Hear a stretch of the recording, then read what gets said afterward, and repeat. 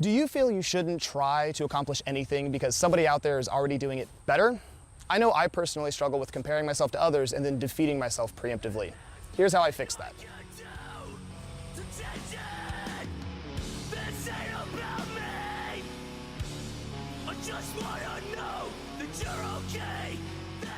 Hey guys, I'm Dylan. You may know me on Twitch as Gooperatives or on Twitter as Gooperatives, but today we're going to talk about comparative thought processes and how I was able to combat my comparative thought processes when I was at my most destructive to become as successful as possible.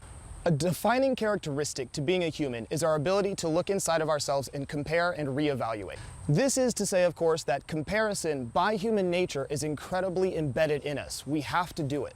In 1954, Leon Festinger actually went through and did something that we now dub today as the social comparison theory. Now, this theory goes on to state that we as humans and as a species actually cannot evaluate ourselves independent of comparison. Oftentimes, we take the products that we create, art, music, literature, Twitch broadcasts, and we compare those to other people and what they've actually gone to create. Now, typically, this isn't a bad thing. Oftentimes, we should use comparison as a way to spur ourselves forward and become better at what we do, and use that as fuel to our fire to become more impassioned and inspired. Oftentimes, what happens, though, is the opposite. We've all been there before, surely, especially those of us that are creatives in the field. But you may have encountered this in a job field as well. We compare ourselves to others, or the perception we have of others. We compare ourselves to their achievements, and we decide that we shouldn't even try because they're already doing it better. What could we contribute because they've done it better than us? There's just no way that we could ever make an impact. So we self-defeat, we call it a day. This form of self-sabotage is highly destructive and stems from our internal comparison method, if you will.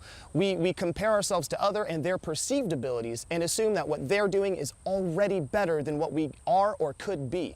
We perceive them as better, so we don't try. The way that I've learned to reduce these immobilizing feelings is by realizing that I didn't value myself.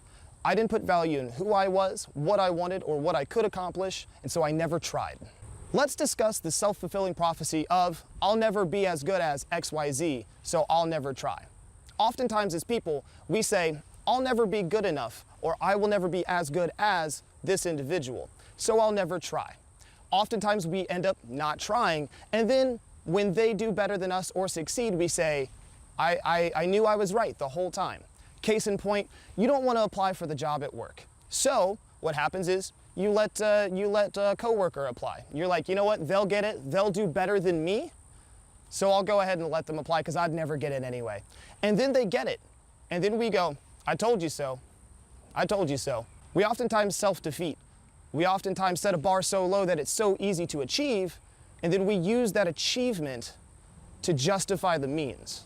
It is important that we have introspective moments to take time and self-evaluate who we are and what we want to accomplish in our own lifetimes. Once we establish what we want, we can start accomplishing things to meet that hierarchy and start feeling good internally about what we've done for ourselves, not for anyone else. If you want a job, if that's important to progressing your own career, apply for the job, because you'll never know without actually trying. Self-defeating only guarantees that the outcome doesn't include you or your plans for your future. If we invest in our self-esteem, if we start to impart value to our accomplishments and establish what we want from the rest of the world, it starts to become easier to sell yourself to yourself and build yourself up based on what you've accomplished for you.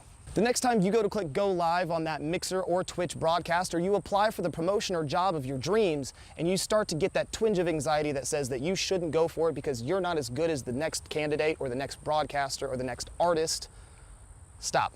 Remember the hierarchy you've established for yourself, your needs, your potential, and who you are. You're a beautiful individual. Nobody can be like you, and that's the truth. If you ever feel like you're going through any of this alone, or anything else alone, you're not. Head on over to our Twitch channel, come on over to our Discord, or visit heartsupport.com, where you can join the community and be part of something truly amazing. Remember guys, this isn't till next time. This isn't goodbye. This is just that. We'll be right back.